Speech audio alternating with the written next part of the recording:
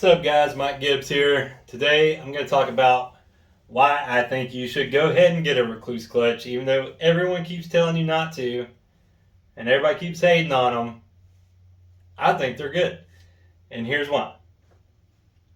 If you're not trying to ride for it to be like a fine arts thing where you have just all this amazing skill and stuff and you just want to rip and have fun, put this on your bike. Then there's so much less crap to worry about. So I grew up on a regular clutch, and in the recent years I started occasionally using these. Like this bike stalls a lot in really tight areas, and I just didn't feel like dealing with that. So I put this on here in a 10-ounce flywheel. So now it doesn't stall anymore. I'm happy, everything's great. But I just want to say you can still do some pretty advanced riding with this in here. Like it's not that big of a disadvantage.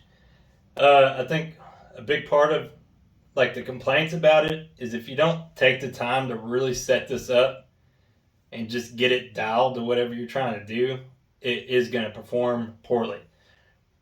This is the first one I've ran in a 4-stroke, and when I put this in, it comes with 3 springs to kind of adjust where it engages. Like if you were like riding the bike yourself and you're letting off the clutch, it changes the engagement point. So the way it came was right at idle. I'm being like super low RPM. And so it did give it a really wonky feeling trying to override with my manual clutch, because I still do that. I still use my manual clutch, even though this is really just so I don't stall, because I was going nuts over stalling.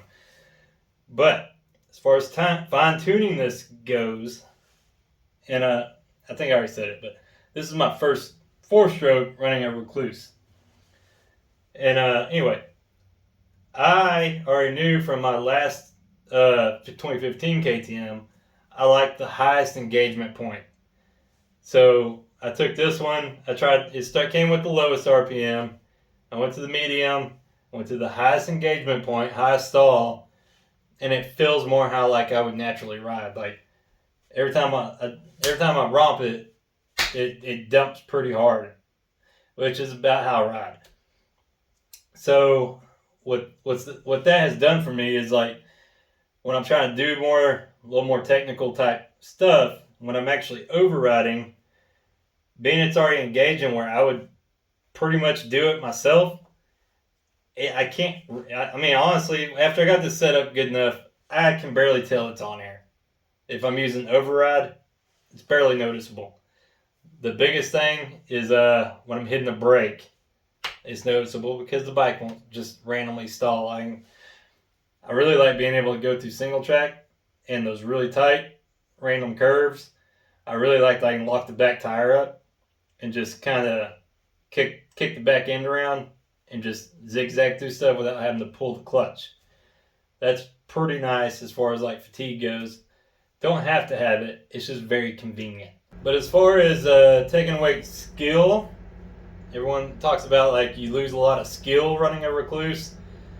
I cycle between this bike, which I normally use this in more open kind of area riding. That's where I prefer it. But I cycle between this and a KTM, and my other bike is a manual clutch. So, I mean, I can ride both. So what I'm saying is though, being I ride both, this ain't that bad, and it's not really affecting me that much on my manual clutch bike. So if you're good with your body English, like how you're loading your pegs, you can press your bike down to get the front end up, or if you're just trying to pop the front tire up to spin around or something, and you dab your front brake to get that little extra kick up, this works totally fine. I can even do like what do they call it, double blipping with this, de-weighting, all that stuff can be done with this. And I'm not saying I'm doing it at an extreme level like Graham Jarvis, but I can do it at pretty good obstacles without using the clutch. So this product's not bad. It just has to be set up correctly for what you're doing. You have to take time to actually set it up correctly. So to wrap this up, if you're on the fence to getting this and you just want to have fun, I would strongly recommend getting this because I mean it's a blast as long as you got good body English and stuff. If you have any type of technique to you other than revving it up and dumping the clutch, you're gonna be fine with this product.